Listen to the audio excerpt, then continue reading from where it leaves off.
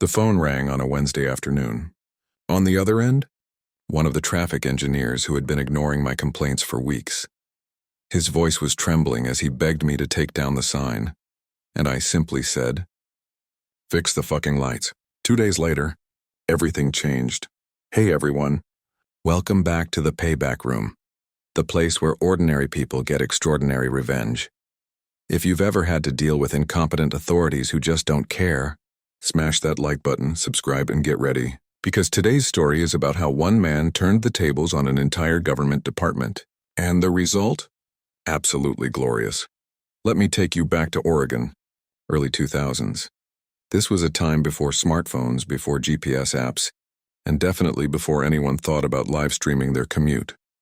But one thing was already universal: traffic, and the frustration that comes with it. Every single morning I drove onto the main highway using the same on-ramp. And then, everything came to a screeching halt. Because the state had recently installed metered ramp lights. Those traffic lights at on-ramps that control how many cars enter the freeway. The problem? The interval between green lights was set to a ridiculous 15 seconds, one car every 15 seconds. Imagine 50 cars lined up behind you, all waiting. Some mornings I'd sit there for 15, even 20 minutes, inching forward a few feet at a time, engines idling, horns occasionally honking, people visibly fuming in their cars. The feeder streets behind us would get completely clogged.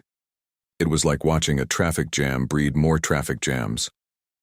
I decided to find out who was responsible. First I thought it was the city. I called, they said it wasn't them. Then the county, nope, not their jurisdiction either. Finally, after some digging, I discovered the truth. It was ODOT, the Oregon Department of Transportation. I filed formal complaints. I left multiple voicemails. I even had one actual conversation with one of their engineers.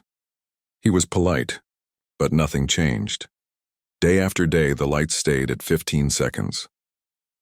Day after day, the traffic piled up. I'll be honest, after weeks of being ignored, I was fuming. It wasn't just about me anymore. Every single person stuck on that ramp was paying the price for their incompetence. They were hiding behind bureaucracy, comfortable in their offices while we suffered on the streets. That's when I had a thought. If I can't make them listen through official channels, maybe I can make their lives a little uncomfortable too. And remember, this was the early 2000s. We still had phone books. And guess what? Both engineers responsible had their home phone numbers listed. I went to the hardware store and picked up a 4x8 piece of plywood. Back at home, I grabbed some paint and a brush, and on that giant board, in big bold letters, I painted, "Tired of these idiotic ramp lights? Call the ODOT engineers responsible for them. Dennis Mech 6, 503 XX Bill 6, 503 XX, and let them know what you think." It was simple, brutal, and very, very effective. I drove to the ramp during rush hour, 4 p.m. to 6 p.m., and stood on the side of the road holding that sign like it was a protest banner. Cars slowed down to read. Drivers leaned out their windows, nodding in agreement. Some honked in support.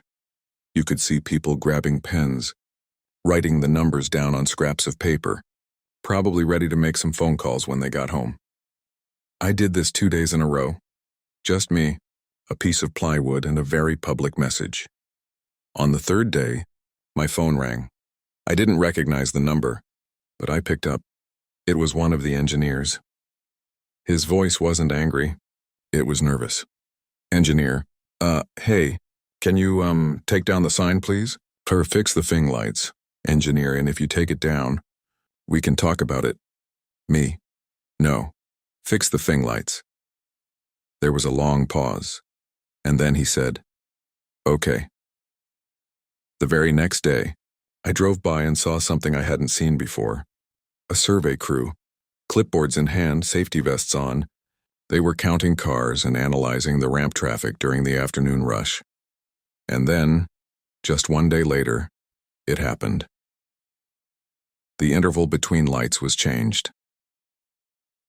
From 15 seconds down to 3 seconds. Traffic flowed smoothly. No more massive backups. No more 20-minute waits.